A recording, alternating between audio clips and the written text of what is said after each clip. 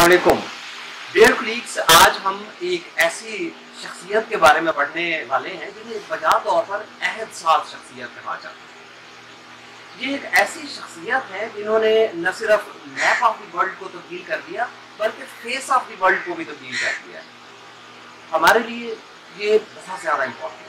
दो point of view, एक point of view में अगर हम देखें तो आपके रिटन टेस्ट के मैं आपको यकीन दिला सकता हूँ कि आपके रिटन टेस्ट के बहुत सारे क्वेश्चन खास तौर से 2022 के जो अभी आपकी पोस्ट आई है और इन पे रिटन टेस्ट होने वाले हैं तो बहुत सारे क्वेश्चन आएंगे इनसे रिलेटेड। इसके बाद अगर आपके इंटरव्यूज हो रहे हैं तो आप यकीन करिए कि आपके इंटरव्यू का एक बड़ा चंक इस शख्सियत के गिर्द घूमेगा और ऐसे सवालात पे मुबनी होगा जो शख्सियत से मुतल्लिक होंगे। इसकी वजह या इसकी रीज़न भी मैं आपके साथ शेयर कर देता हूँ। इसकी रीज़न ये है कि आपके इंटरव्यू मेंबर्स या ऑनरेबल ज्यूरी मेंबर्स जिन्होंने आपका इंटरव्यू लेना है, जब वो अपनी तालीम के आला तालीम के मराहल से गुजर रहे थे या अपनी जॉब के इब्तदाई मराहल में थे तो तब इस शख्सियत का बहुत चर्चा हो रहा था। आपकी इन ऑनरेबल मेंबर्स और ऑनरेबल ज्यूरी मेंबर्स जो हैं इनको इस शख्सियत का चस्का लगा हुआ है, बहुत पढ़ा है उन्होंने इसके बारे में। बल्कि उस वक्त के जितने तालिब इल्म थे, जितने कम्पिटिटिव एग्जाम्स में जो लोग शरीक हो रहे थे और जो फील्ड थी तालीम की उसमें मशगूल थे, पढ़ रहे थे, तमाम लोगों ने शख्सियत के बारे में बहुत बुक्स लिखी गई, बहुत सारा लिटरेचर, नेशनल इंटरनेशनल मीडिया इसमें बहुत लाइमलाइट बहुत फोकस में रहेगी। और अब 2022 में इनकी डेथ हो गई है तो साथ ज़ाहिर एक बार फिर नेशनल और इंटरनेशनल मीडिया का फोकस है शख्सियत पे। इसलिए मैंने ज़रूरी समझा है कि आप तमाम दोस्तों के साथ इनकी शख्सियत के तमाम पहलुओं से कोशिश कीजिए कि हर पहलू से जो इनकी शख्सियत से मुतल्लिक है आपसे बात की जाए। मैं दो डिस्क्लेमर देना चाहता हूँ। पहला ये कि ये वीडियो थोड़ी सी लेंथी हो सकती है क्योंकि मैंने कोशिश की है कि इनकी तमाम जो इस्लाहात थी, इनसे मुतल्लिक तमाम जो चीज़ें हैं उन सब पे बात की जाए। और मैंने देखा है कि इनकी एक एक इस्तिलाह पे और एक एक रिफॉर्म पे, एक एक इस्लाह पे वीडियोस बनाई गई, उस पर बुक्स लिखी गई और फिर अगर इसके तमाम पहलुओं का आप जायजा लें तो थोड़ा सा उस पर वक्त लग जाएगा। दूसरी चीज़ ये है कि अगर आप PMS या CSS के ऐसे के लिए शख्सियत को तैयार करने लगते हैं तो उसके लिए आपको कुछ इसमें से रेफरेंसेस और डाटा मिल जाएगा। लेकिन मैं जिस पॉइंट ऑफ व्यू से मैंने इसको तैयार किया है इस वीडियो इस लेक्चर को, ये one paper MCQ point of view से और फिर जो आपका इंटरव्यू होता है इंटरव्यू से रिलेटेड जैसे हम इसको पेश करेंगे या मुख्तलिफ सवालात के जवाब देंगे, मैंने इन दो पॉइंट ऑफ व्यू से शख्सियत को ली है। ये बड़ी शख्सियत, इनका नाम है मिखाइल गोर्बाचोव। यकीनन आप तमाम दोस्त जो कम्पिटिटिव एग्जाम्स की तैयारी कर रहे हैं उन्होंने ये बड़ा नाम न सिर्फ सुना होगा बल्कि इसके बारे में बहुत कुछ पढ़ भी चुके हैं। आइए इसके बारे में डिटेल से देखते हैं। सबसे पहले हम जैसे पहले भी आपको रिक्वेस्ट करता रहता हूँ कि जब हम ऐसे लिखते हैं तो उसकी हम आउटलाइन लिखते हैं। इसी तरह से जब आप किसी भी टॉपिक को अपने कम्पिटिटिव एग्जाम्स के लिए written test 100 MCQ written type test के लिए करने लगते हैं या फिर इंटरव्यू के लिए तैयार कर रहे होते हैं तो एक आप टेबल ऑफ रेफरेंसेस बना लिया करें और उसमें देखा करें कि कौन कौन सी ऐसी चीज़ें हैं, कौन कौन से ऐसे रेफरेंसेस हैं हम लेंगे और फिर आपकी पूरी जो गुफ्तगू होती है उसमें इन रेफरेंसेस को हम लेते रहते हैं। सबसे पहले हमारे जो रेफरेंसेस हैं इनमें हम रेफरेंस लेंगे ज़ार निकोलस II के साथ, व्लादिमीर लेनिन के साथ, जोसेफ स्टालिन के साथ, बोरिस येल्सिन के साथ और इनकी जो रिफॉर्म्स हैं खासतौर से ग्लासनाइट, पेरेस्ट्रोइका, इनकी military initiatives and treaties specially with the United State of America जो है, इस तमाम को हम अपनी इस वीडियो के दौरान डिस्कस करेंगे। आते हैं मिखाइल गोर्बाचोव की तरफ। तो मिखाइल गोर्बाचोव 2 मार्च 1931 को जनूबी रूस में पैदा हुए और 30 अगस्त 2022 को 91 बरस की उम्र में इनकी डेथ हो गई। अब अगर हम डिटेल में जाना चाहें तो ये 1955 में इन्होंने मॉस्को यूनिवर्सिटी से अपनी तालीम मुकम्मल की। मॉस्को यूनिवर्सिटी में ही तालीम के दौरान ये जो इनकी बड़ी कम्युनिस्ट पार्टी है, इस कम्युनिस्ट पार्टी के ये बड़े फाल, बड़े एक्टिव मेंबर बन चुके थे। और इसके बाद इक़्तिदार पे अगर आते हैं तो इक़्तिदार में 1985 से 1991 तक 25 दिसंबर 1991 तक ये इक़्तिदार में रहे हैं। एक बहुत इंपॉर्टेंट चीज, सबसे पहला क्वेश्चन जो आपसे किसी भी टाइम पे किया जा सकता है, आपको इंटरव्यू में हो सकता है, आपको रिटन टेस्ट में पूछा जा सकता है, ये देखिए 1931 इनकी जो बर्थ है 1931 में यूएसएसआर के जितने भी सरबराहान थे ये 1917 के जो बेल्शविक रेवोल्यूशन था इससे पहले पैदा हुए हैं। ये वो वाहिद सरबराह हैं यूएसएसआर के जो बेल्शविक रेवोल्यूशन 1917 के बाद पैदा हुए। 1917 में ये रेवोल्यूशन आया है, बहुत मशहूर रेवोल्यूशन है रशिया के अंदर, लेकिन इनकी बर्थ इनकी पैदाइश कब हो रही है 1931 में। ये सबसे पहला आपका क्वेश्चन होगा। इसके बाद हम आते हैं यूएसएसआर की तरफ, क्योंकि हम यूएसएसआर की बिगनिंग से लेकर यूएसएसआर की एंडिंग तक सारा ये पढ़ने वाले हैं, और ये वो तमाम अहद है, वो पीरियड है जिससे मिखाइल गोर्बाचोव की शख्सियत के मुख्तलिफ पहलुओं को भी समझ सकेंगे। यूएसएसआर 1922 में इसका क़याम हुआ और 1991 में यूएसएसआर का खात्मा हो गया। 1922 आप तमाम दोस्तों को पता है कि पहले ये देख लें कि United State of Soviet Russia जो है ये किस चीज़ का एब्रिविएशन है, ये एब्रिविएशन है Union of Soviet Socialist Republics. इस Union of Soviet Socialist Republics में कोई 100 के करीब मुख्तलिफ कौमियतों के लोग शामिल थे और काफ़ी दूर दराज की इसमें रियासतें जो हैं वो सरकारी तौर पर इकट्ठी हो गई थी और क़याम हुआ था यूएसएसआर का। अब हम बाकायदा तौर पर इस तमाम चीज़ों को समझने के लिए स्टार्ट लेते हैं ज़ार निकोलस II से।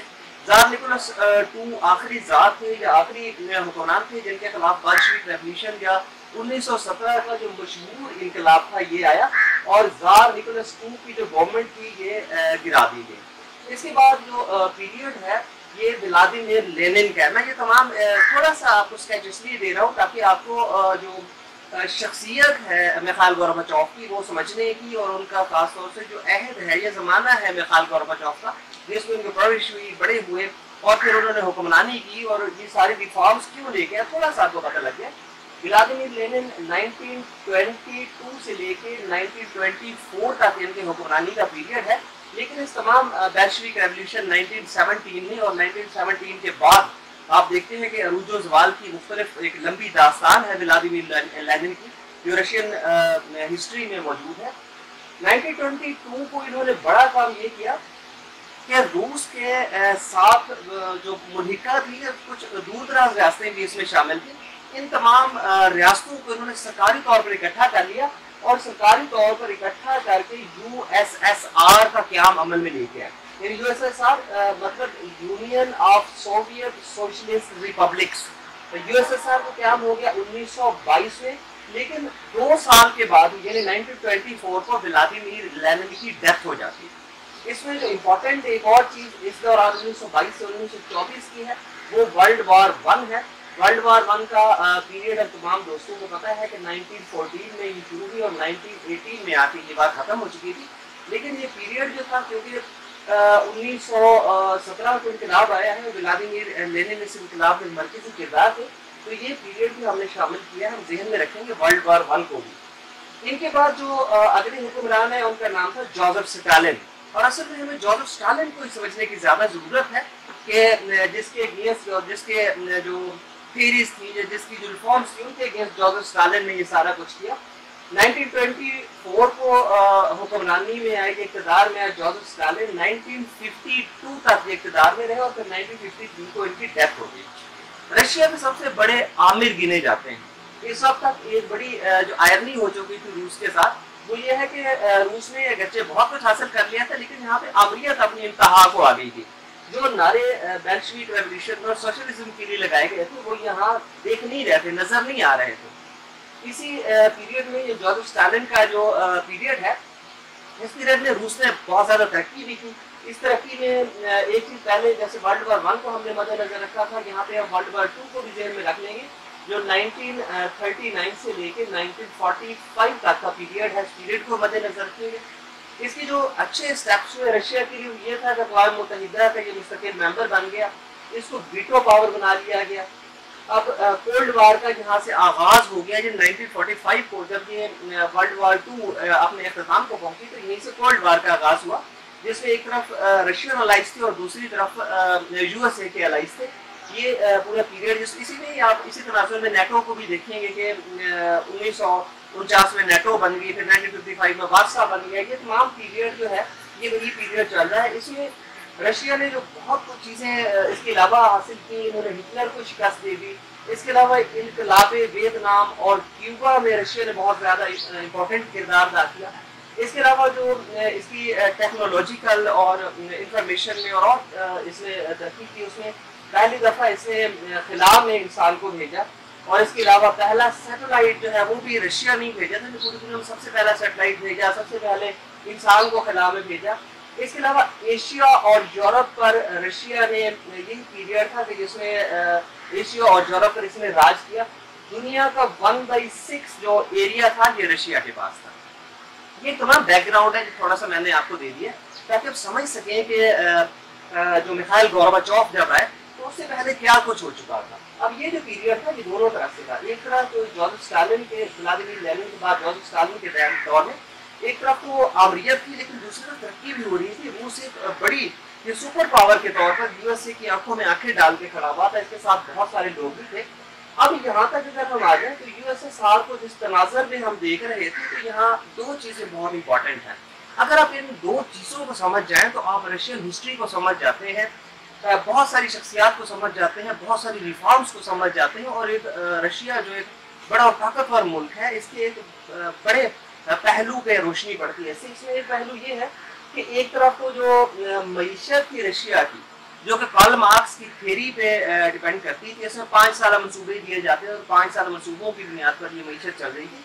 लेकिन जहाँ तक आते आते ये पीरियड चल रहा था और ख़ास तौर से जो 1985 से 1991 का मिखाइल गोर्बाचोव का पीरियड है, इस 1985 के पीरियड से पहले तक जो मईशत थी रशिया की, इसकी बड़ी बुरी हालत थी।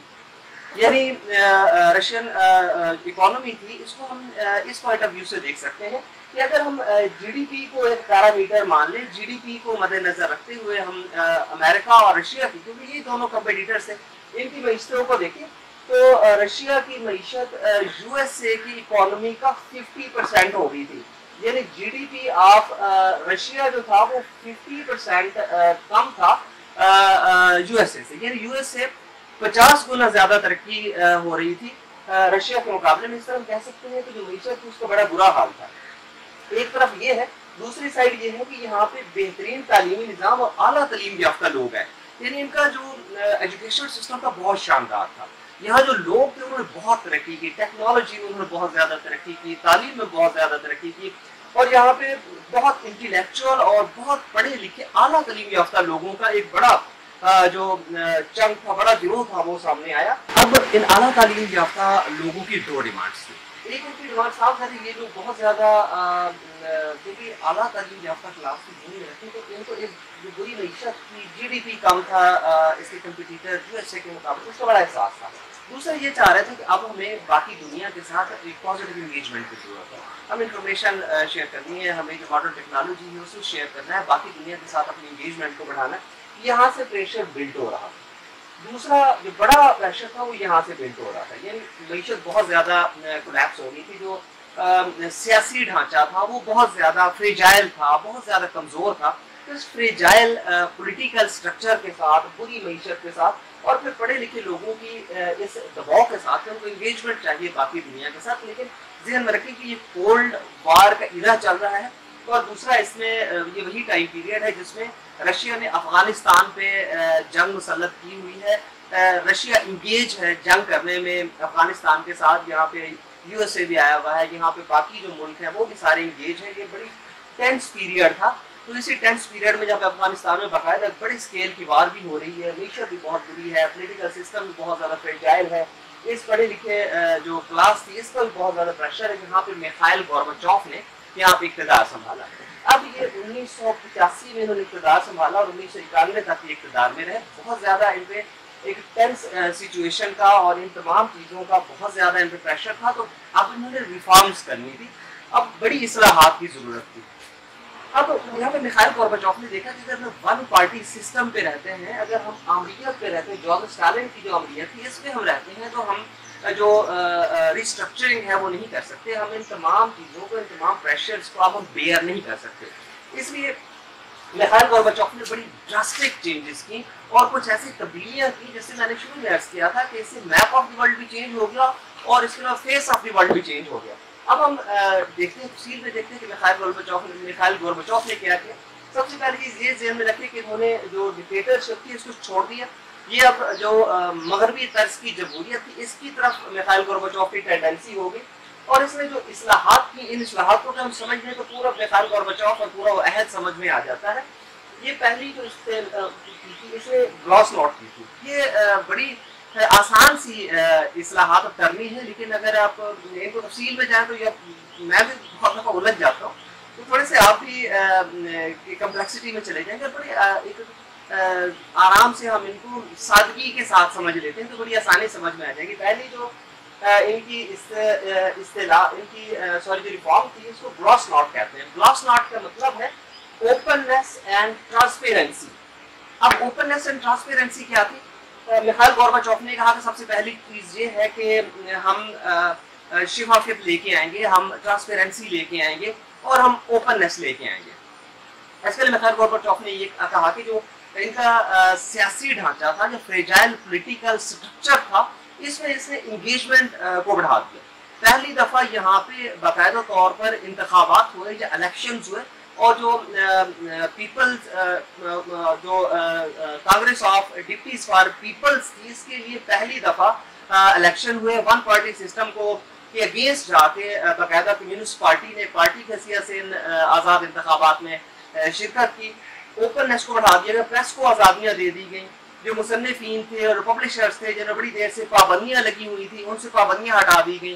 प्रेस को अगर हुकूमत पे तनकीद करती थी, क्रिटिसाइज करती थी, तो इसको मिखाइल गोर्बाचोव के दौर में इसकी हौसला अफजाई की जाती थी।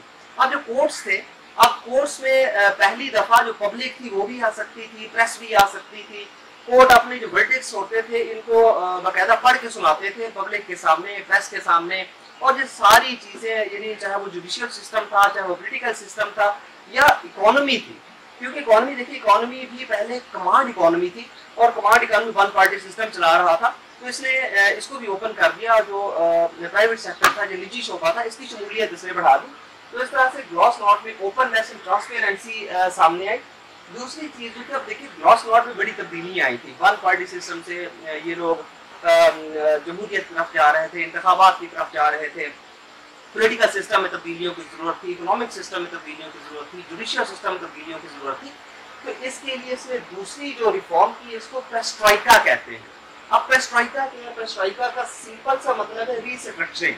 क्योंकि देखिए यहाँ पे इसने ओपननेस एंड ट्रांसपेरेंसी ये लाया अपनी इस रिफॉर्म में, तो इसके लिए रीस्ट्रक्चरिंग की जरूरत भी थी। ये रिस्ट्रक्चरिंग इसने पेरेस्ट्रोइका के थ्रू की। और ये पेरेस्ट्रोइका क्या थी? एक तो रिस्ट्रक्चरिंग थी, दूसरी डिसेंट्रलाइजेशन थी। पहले देखिए कि पहले सेंट्रलाइजेशन थी, वन पार्टी सिस्टम था, सारे डिसीजन वन पार्टी से होते थे।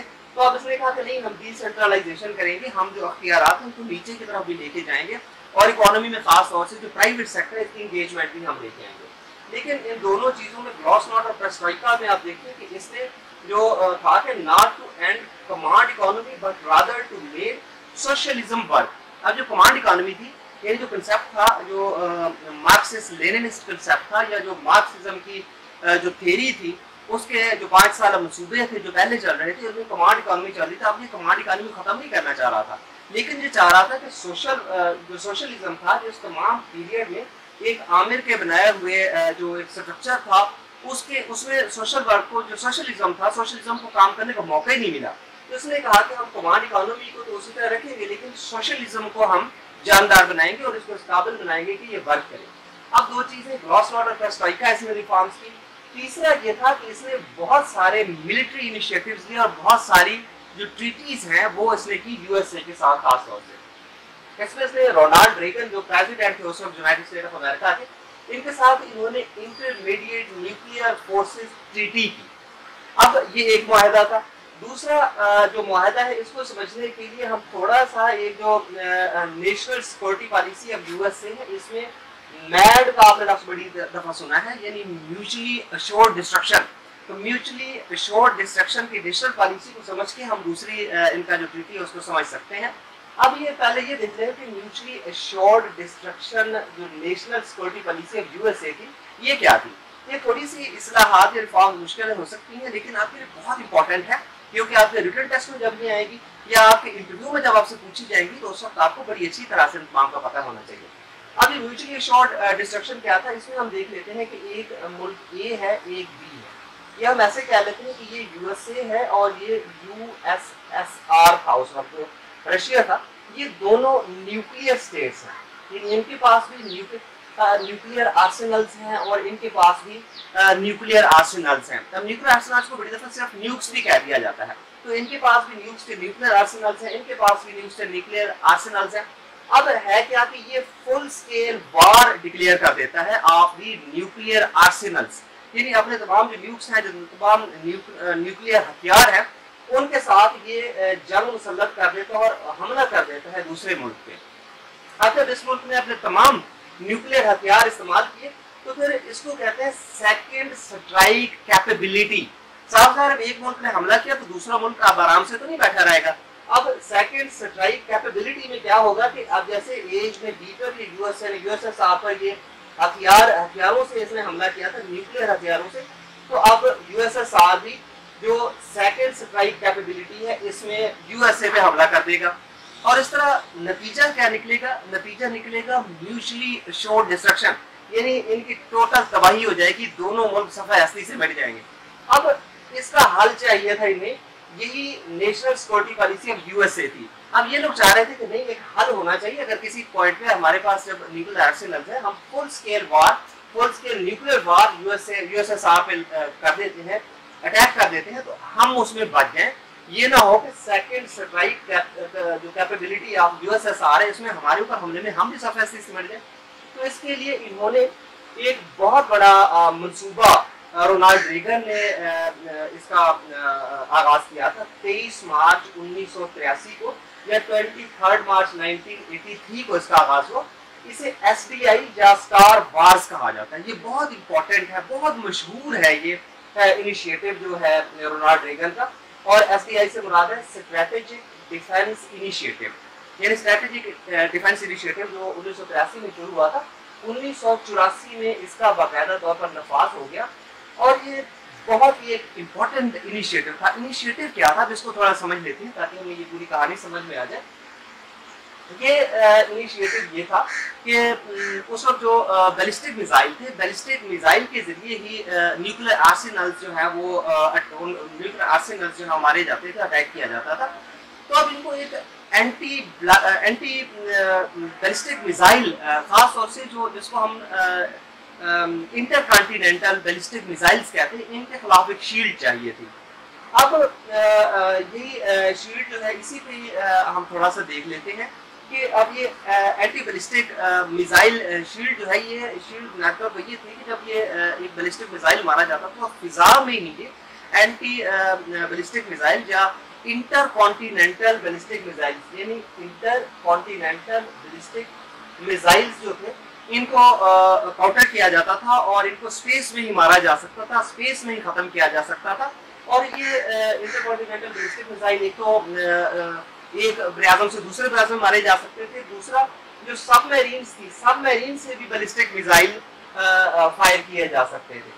तो अब इन्होंने रोनाल्ड रीगन का जो SDI था या स्ट्रेटेजिक डिफेंस इनिशिएटिव था, ये दोनों इंटरकॉन्टिनेंटल बैलिस्टिक मिसाइल्स को भी की शील्ड बना सकता था, इसको मार सकता था फिजा में, और दूसरा सबमरीन से भी अगर ये फायर होते थे तो इसको भी रोक सकता था। इस तरह से जो सेकंड स्ट्राइक कैपेबिलिटी थी, सेकंड स्ट्राइक कैपेबिलिटी को बड़ी अच्छी तरह से काउंटर किया जा सकता था। और अमेरिका इस काबिल बन रहा था कि अगर हमला करता है यूएसएसआर पे, तो यूएसएसआर के हमले से ये जो उस कंट्री के, ये यूएसए के जो लोग थे उनका दिफा किया जा सकता था। अब क्योंकि ये बहुत बड़ा मंसूबा था, बहुत बड़ा इनिशिएटिव था, तो रशिया के अंदर भी इस पे बहुत ज्यादा अखराजात किए जा रहे थे, बहुत ज्यादा एक्सपेंसेस हो रहे थे, और रशिया भी इसके काउंटर में अपना एक डिफेंस सिस्टम बनाना चाह रहा था। लेकिन जब रोनाल्ड रीगन है तो रोनाल्ड रीगन ने देखा कि मईशत इतनी बुरी हो रही है, अब हम इस काबिल नहीं है कि इतने बड़े मिलिट्री एक्सपेंसेस कर सकें, तो इसने बड़े ड्रास्टिक स्टेप्स लिए। इसने जो रिवायती इनकी फौज थी बड़ी उसमें ड्रास्टिक कमी कर दी। इसके अलावा खास तौर से जो एंटी बैलिस्टिक मिसाइल या इंटरकॉन्टिनेंटल बैलिस्टिक मिसाइल्स का जो प्रोजेक्ट था रशिया का, उस पर जितना डिफेंस का बड़ा चंक था उसको खत्म कर दिया। इसने कहा नहीं, हम ऐसे नहीं करेंगे, हम ऐसे नहीं कि एसडीआई के मुकाबले में, strategic defence initiative, star wars के मुकाबले में हम भी ऐसे डिफेंस सिस्टम बनाने लगे और हमारी मीशत और ज्यादा खराब हो जाए। इसने नया रास्ता अख्तियार किया। इसने वो रास्ता अख्तियार किया जो जमहूरियत अख्तियार करती है, यानी डायलॉग का रास्ता अख्तियार किया। इसने कोशिश की कि डायलॉग को ज्यादा से ज्यादा बढ़ाया जाए, मुआहदे करने इसने शुरू कर दिए।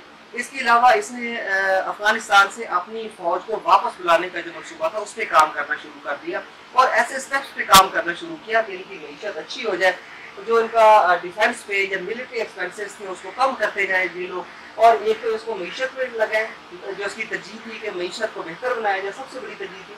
और दूसरा ये जो पढ़े लिखे लोग थे या एक आला तरीन याफ्ता लोगों की क्लास थी, इनकी डिमांड को पूरा किया जाए। इसी को मद्देनजर रखते हुए इसने जॉर्ज एच.डब्ल्यू. बुश के साथ 31 जनवरी 1991 को एक मुआहदा किया।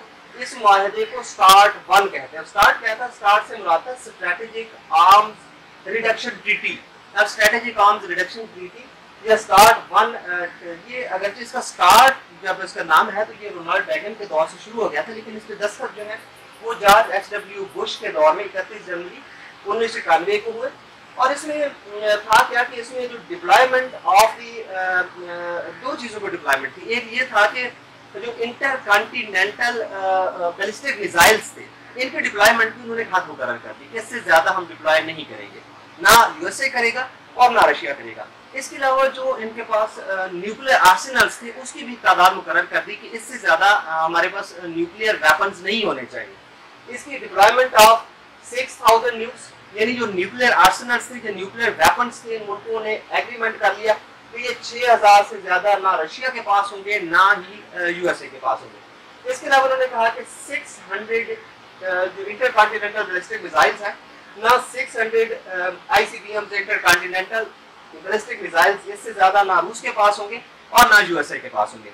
इस तरह से कुछ ऐसे मुआहदे कर लिए गए जो बड़े डेमोक्रेटिक थे, बड़े जमहूरी थे, और इस तरह से जो एक सिनेरियो बन रहा था, बहुत ज्यादा खर्चात हो रहे थे यूएसए में भी, यूएसएसआर में भी, इनको कट कर दिया गया, जमहूरी तरीकों को शुरू कर दिया गया। लेकिन जमहूरियत की बढ़ती हुई इस तवीज से जो रियासतें थी यूएसएसआर के साथ, जो व्लादिमीर लेनिन ने जब 1922 में यूएसएसआर का आगाज किया था तो इन रियासतों ने आज़ादी का नारा लगा दिया। अब इनके अंदर एक अनरेस्ट, बेचैनी आ गई। इन्होंने कहा कि नहीं, अब हमें इससे तमाम ऐसा सिनेरियो, अब हमें रूस से आज़ाद हो जाना चाहिए। तो इस आज़ादी के नतीजे में CIS या कॉमनवेल्थ ऑफ इंडिपेंडेंट स्टेट्स जो है इसका क़याम अमल में आने लग गया। और इस तरह से 21 दिसंबर को इनका 21 दिसंबर 1991 को इनका बाकायदा पहला इजलास हुआ। और इस CIS इजलास में इन्होंने डिसाइड कर लिया था कि अब जो 15 बड़ी रियासतें हैं ये रूस से अलग हो जाएगी और रूस से अलग होकर ये अपनी एक कॉमनवेल्थ बनाएंगी जिन्हें कॉमनवेल्थ ऑफ इंडिपेंडेंट स्टेट्स कहा जाएगा। इनमें सबसे पहले जो आज़ादी जिन्होंने हासिल कर ली, आज़ाद हो गई, ये बाल्टिक स्टेट्स के में लटविया था, लिथुआनिया था, एस्टोनिया था। इन 15 रियासतों में जो खास बात है वो 6 मुसलमान रियासतें हैं। ये 15 रियासतें तो आज़ाद हो गई, लेकिन इनमें जो 6 रियासतें ऐसी थी जो मुसलमान रियासतें थी, जहाँ पे अक्सरियत मुसलमानों की थी। अब ये एक सिनेरियो बन गया। अब इस तमाम में हम देखते हैं कि बड़ी बड़ी चीज़ें जो इस दौरान में मिखाइल गोर्बाचोव के पीरियड में जिनका मद्देनजर रखा, इनमें डाली ये थी इसकी तरजीह थी मुआशी बेहतरी के लिए। दूसरा, इसमें निजी शोबा जो था इसकी तरक्की के लिए बहुत ज़्यादा कोशिशें की गई, सरमायाकारी में इजाफा के लिए बहुत ज़्यादा कोशिश की गई। ये तमाम सिनेरियो, ये इंतखाबात, ये डेमोक्रेटिक जो स्टेप्स थे, ये इसलिए थे कि यहाँ पे फॉरेन डायरेक्ट इन्वेस्टमेंट ज़्यादा है, बाहर के मुल्क यहाँ पे आके सरमायाकारी करें और जो मीशत का पहिया है वो चल पड़े और मीशत बेहतरी की तरफ आ जाए। दूसरे यहाँ पे देखिए कि पहली दफा इसने मजदूरों को हड़ताल का हक दिया, यानी इससे पहले मजदूर जो थे, सोशलिज्म तो था, मजदूरी के लिए सारा कुछ किया गया था, लेकिन वो हड़ताल नहीं करते थे, स्ट्राइक नहीं कर सकते थे। इसने कहा नहीं, अब हमें ये टाइम पीरियड है कि मजदूरों को स्ट्राइक का हक देना चाहिए। वो अपनी मुलाजमत के अच्छे मौके, अच्छी सैलरियों के लिए और मुलाजमत का जो इनका जो अपने दौरानिया है मुलाजमत का, जो मुलाजमत की शराइत है, बेहतर तौर पर आजिर से या जो इंटरप्रेन्योर है उससे मनवाने के लिए ये बाकायदा तौर पर आप स्ट्राइक भी कर सकते थे। तीसरा, जैसे मैंने पहले बताया था कि इलेक्शन हुआ और इस इलेक्शन में elected Congress of peoples deputies के लिए बाकायदा तौर पर इंतखाबात हुए इसमें, और फिर वन पार्टी सिस्टम जो है इसके खिलाफ जमहूरी स्टेप्स जो है वो लिए गए। ये तमाम वो चीज़ें थी कि जिसके सिनेरियो में अब दुनिया ने ये जाना कि मिखाइल गोर्बाचोव ही दरअसल वो आदमी है कि जिन्होंने न सिर्फ ये किया कि मगरब और मशरिक के दरमियान जो खलीज थी, जो गल्फ बढ़ रही थी, उसको ख़त्म किया, बल्कि इसने तल्लुकात को भी बहुत बेहतर बनाया। मशरिक और मगरब के जो रिलेशंस थे बहुत अच्छे किए। तो इन तमाम चीज़ों को रिकगनाइज करते हुए इन्हें नोबेल प्राइज़ दिया गया 1990 में। यानी दुनिया ने इनको रिकगनाइज कर दिया, एक बड़ा इनाम जिसको नोबेल प्राइज़ कहा जाता है, वो भी 1990 में मिल गया। और फिर जो ये तमाम जंग है, इसको अगर हम देखें तो इसमें ये वो पीरियड था जिसमें कोल्ड वार जो है इसका खात्मा हो गया था, अफगानिस्तान से जंग का इसने खात्मा कर दिया। इसके अलावा 1989 में जब मशरकी जर्मनी में लोगों ने कम्युनिस्ट पार्टी के रहनुमाओं के खिलाफ लोगों ने आवाज़ उठाई और जलसे जुलूस के स्ट्राइक किए, तो बजाय इसके कि जैसे पहले टैंक भेज दिए जाते थे, अब मिखाइल गोर्बाचोव ने टैंक नहीं भेजे। उसने कहा कि नहीं, ये जर्मनी का अंदरूनी मामला है, अगर ये रीयूनिफिकेशन चाहते हैं तो हमें इससे मुदाखलत नहीं करनी चाहिए। ये बड़ा जमहूरी स्टेप था और यही वो हीरो था कि 1989 के टाइम पीरियड में रीयूनिफिकेशन ऑफ द जर्मनी हो गई मिखाइल गोर्बाचोव के दौर में। अब असर कंट्रोल के इसने माहिदे की, जैसे मैंने आपसे जो स्टार्ट 1 के बारे में कहा, जिसके अलावा intermediate nuclear forces treaty Ronald Reagan के साथ ये माहिदे इसने किए। मशरकी यूरोप जो बहुत ज़्यादा तसल्लुत के अंदर रहा था, डिक्टेटरशिप में रहा था रशिया की, इसको आज़ादी मिल गई, इसने जमहूरी इस्लाहात की। और इसके अलावा जो इन तमाम चीज़ों में सबसे बड़ी चीज़ जो एक जिसे आयरनी कह सकते हैं, वो USSR का खात्मा था और CAS का, ये कॉमनवेल्थ ऑफ इंडिपेंडेंट स्टेट्स का क़याम था। इन तमाम अच्छी चीज़ों करने पे 1990 में इनको नोबेल इनाम दिया गया। लेकिन ये सारा वो अनरेस्ट था, सारी वो रशियन पॉलिसी थी जिसे ड्रास्टिकली चेंज कर दिया गया था। जो मार्क्सिस्ट लेनिनिस्ट पॉलिसीज थी उनके बिल्कुल एंटाई बनना चला गया था। तो इसलिए जो मार्क्सिस्ट लेनिनिस्ट हार्ड लाइनर्स थे उनको तमाम इकट्ठे हो गए। इनकी सरबराही बोरिस जेल्सन ने की और बोरिस जेल्सन की सरबराही में ये मार्क्सिस्ट लेनिनिस्ट हार्ड लाइनर्स जो थे, इन्होंने मिखाइल गोर्बाचोव के खिलाफ कू किया, जिसको अगस्त कू के नाम से जाना जाता है। अब ये वो चीज़ें हैं जिनको डिटेल में आपने थोड़ा सा खुद भी पढ़ना है, क्योंकि उन तमाम चीज़ों पर मैं गुफ्तगू करता हूँ कि फिर बहुत भारी और बहुत बड़ी वीडियो हो जाएगी, जो आपके लिए देखना आपका मुश्किल हो जाएगा आपके लिए देखना। तो अब अगस्त कू हुआ, अगस्त कू के नतीजे में क्या चीज़ें हुई कि जो रेड फ्लैग था USSR का खात्मा कर दिया गया। मिखाइल गोर्बाचोव को 25 दिसंबर 1991 को रिजाइन करना पड़ा, 26 दिसंबर 1991 को। अब यहाँ पे USSR का खात्मा हो गया, सुप्रीम सोवियत ने सोवियत जमहूरियत की आज़ादी को तस्लीम कर लिया गया। अब जो क्रेमलिन था, जो तमाम दोस्तों को पता है कि USSR के अंदर एक बड़ा फोर्ट है और इसके अंदर ही सरकारी इमारतें हैं। अब क्रेमलिन से रेड फ्लैग, जो USSR का रेड फ्लैग होता था, ये उतार लिया गया। इस रेड फ्लैग पे एक हथौड़े की और द्रांति की अलामत बनी हुई थी, बहुत इंपॉर्टेंट है। आपसे क्वेश्चन में ये क्वेश्चन किए जा सकते हैं, आप इंटरव्यू के दौरान भी, रिटन टेस्ट में भी, और खास तौर से वाइवा वाइज इंटरव्यू में ये क्वेश्चन हो सकता है। तो आपने खुद से ये रेड फ्लैग के बारे में पढ़ना है कि रेड फ्लैग के अंदर इस हथौड़े और द्रांति की अलामतों के, या सिम्बल्स की ये जो थी, इनकी इन अलामतों का मतलब क्या था, इस मतलब को आपने जरूर समझना है। इस रेड फ्लैग को उतार लिया गया, कम्युनिस्ट पार्टी को बैन कर दिया गया और यहाँ पे पहली दफ़ा रूसी तिरंगा जो है, यूसी तिरंगा लहरा दिया गया। अब सोवियत जमहूरिया जो थी आज़ाद हो चुकी थी और बोरिस जेल्सन की सरबराही का आगाज़ हो गया था। और जो रशिया था उसका फेस एक मरतबा फिर तब्दील हो गया था। अब रशिया के पास पहले जैसे इसके पास 1/6 था दुनिया का रकबे का, अब इसके पास 1/8 बच गया था। 15 रियासतें आज़ाद हो गई थी, जिनमें 6 मुसलमान रियासतें भी थी। इस तरह से पूरा सिनेरियो ही चेंज हो गया था। लेकिन इस सिनेरियो में हम देखते हैं कोल्ड वार ख़त्म हो गई थी, अफगानिस्तान जंग का खात्मा हो गया था, रीयूनिफिकेशन ऑफ जर्मनी हो गई थी। रशिया बहुत सारे जो एग्रीमेंट्स और ट्रीटीज़ थे USA के साथ खास तौर पर इनमें इंगेज हो गया था। मशरक़ी यूरोप आज़ाद था, जमहूरी इस्लाहात उस वक्त तक आ चुकी थी, लेकिन USSR और CAS का खात्मा हो गया था। अब ये वो पॉइंट था कि जहाँ पे मिखाइल गोर्बाचोव ने गोर्बाचोव फाउंडेशन बनाई और फिर गोर्बाचोव फाउंडेशन के प्लेटफॉर्म से ये बोरिस जेल्सन और बाद में पुतिन पे बहुत ज़्यादा तनकीद करते रहे। अब दो किस्म की बड़ी आज जब डेथ हुई है मिखाइल गोर्बाचोव की, तो उनकी डेथ के दिन भी एक मुनकसिम आरा आती रही, और ये आरा 1985 से लेके 2022 तक की हैं। एक तो ये है कि बहुत सारे लोग कहते हैं कि मिखाइल गोर्बाचोव एक बहुत बड़ा हीरो था, और इन्हें हीरोइज्म पे 1990 में नोबेल इनाम दिया गया। रूस के अंदर भी बहुत सारे लोग जो खास तौर से बड़ी पढ़ी लिखी क्लास थी, ये इनको हीरो मानती है। ये लोग कहते हैं कि ये वही आदमी था कि जिसने ओपननेस की पॉलिसी दी, ट्रांसपेरेंसी की पॉलिसी दी, रीस्ट्रक्चरिंग की, हमें बाकी दुनिया के साथ पॉजिटिव इंगेजमेंट के काबिल बनाया, मईशत की बेहतरी के लिए बड़े स्टेप्स लिए। और इसके अलावा उस वक्त जो हमारे ऊपर वार मुसल्लत की गई थी, हम मुआशी तौर पर बड़ी बदहाली की तरफ जा रहे थे, इस तमाम में मिखाइल गोर्बाचोव ने जो स्टेप्स लिए, जो रिफॉर्म्स ली, बहुत शानदार थी। लेकिन दूसरी तरफ जो लोग हैं, जो उस वक्त भी जैसे अनरेस्ट हुआ, ये लोग कहते हैं कि अगर मिखाइल गोर्बाचोव, बल्कि ऐसे कहा जाता है, जो कुछ क्रिटिक्स ऐसे कहते हैं कि मिखाइल गोर्बाचोव वो आदमी था, वो शख्सियत था जिन्होंने कब्र खोदी, खुद भी कब्र में चले गए, और यूएसएसआर, ये union of Soviet Socialist republics को भी उस कब्र के अंदर ले गए।